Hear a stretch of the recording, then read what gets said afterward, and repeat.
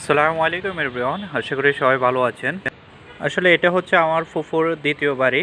আসলে ওনার দুইটা বাড়ি আছে, একটা হচ্ছে 7 তলা ফাউন্ডেশন আর একটা হচ্ছে 10 তলা ফাউন্ডেশন। এটার কাজ চলতেছে, এটা 100 ফিট রোডে।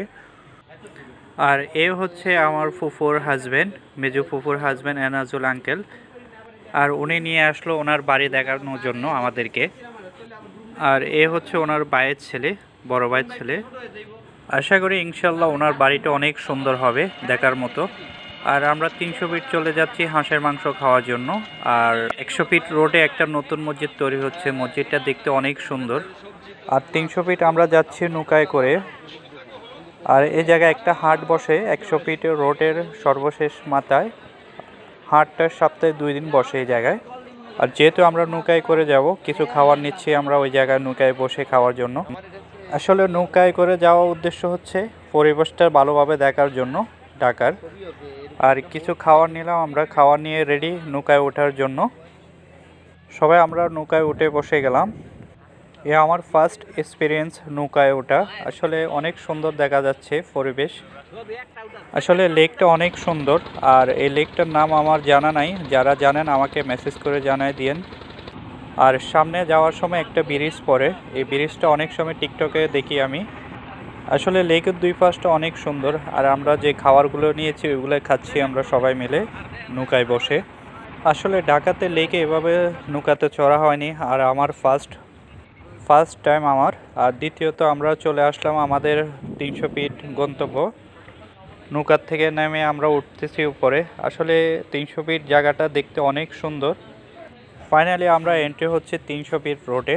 আর আমরা আসলাম সন্ধ্যার দিকে পরিবেশটা অনেক সুন্দর, ঠান্ডা পরিবেশ। আর আমরা পার্কের ভিতরে ঢুকলাম। আসলে পার্কটা অনেক সুন্দর, দোলনা আছে, এমনকি নৌকা আর অনেক কিছু ঝুলন্ত, এগুলো অনেক দেখতে সুন্দর জায়গা যাচ্ছে। আর আমরা ভিতরে ঢুকলাম দোলনাতে ওঠার জন্য। আর দেখুন এ পাশে একটা দোলনা, কি সুন্দর দেখা যাচ্ছে। এটা নৌকা আকারে বানানো, দেখা যাচ্ছে অনেক সুন্দর। পরবর্তীতে এনাজুল আঙ্কেলে উনি টিকিট নিচ্ছে আমাদের 4 জনের জন্য, 4টা টিকিট। সিয়াম আর আঙ্কেলে একটাতে উঠছে। আসলে এই জিনিসটা আমার ফার্স্ট টাইম, আর আমারতে ভয় লাগতেছে। আর শাহিন আর আমি একটাতে উঠলাম, পরবর্তীতে ওঠার পরে অনেক ভয় লাগতেছে। ফাইনালি আমরা চলে আসলাম হাঁসের মাংস খাওয়ার জন্য। আর এই জায়গায় মাছও পাওয়া যায়, মাছ, কাঁকড়া। আর এই জায়গায় সবচেয়ে ফেমাস হচ্ছে মহিলারা পাক করে, ওনারা যেমন কি চালের গুঁড়ির রুটি বানাচ্ছে। আর এর পাশে কিছু হাঁসের মাংস দেখা যাচ্ছে, দেখুন। আর হাঁসের মাংসগুলো দেখতে অনেক সুন্দর দেখা যাচ্ছে, মাশাল্লাহ। আর আমরা অপেক্ষা করতেছি হাঁসের মাংস আসার জন্য। দেখা যাক 300 ফিটের হাঁসের মাংস কীরকম টেস্ট হয়। ফাইনালি চলে আসলো হাঁসের মাংস আর রুটি। আর এর রুটিকে আমাদের ফেনীতে বলে খোলা হিডা। আসলে এই পিঠাটা অনেক টেস্ট, চাউলের গুঁড়ির হয় এটা। আর সবাই খাচ্ছে হাঁসের মাংস, টেস্টটা দেখতেছে। ফাইনালি আমাদের খাওয়ার শেষ। আর হাঁসের মাংসটা অনেক স্বাদের ছিল। আর একটা চা দোকান পাইলাম আমরা। আর এখানে খাঁটি দুধের চা পাওয়া যায়, আর চাগুলো অনেক স্বাদের হয়। আর 300 ফিটের রোডে অনেক দোকান পাওয়া যায়, যেমন কি মিষ্টির দোকান আর এই জায়গা অনেক ফেমাস। যেমন কি একটা মিষ্টি 1-2 কেজি হয়, অনেক বড় সাইজের মিষ্টি পাওয়া যায় 300 ফিট রোডে।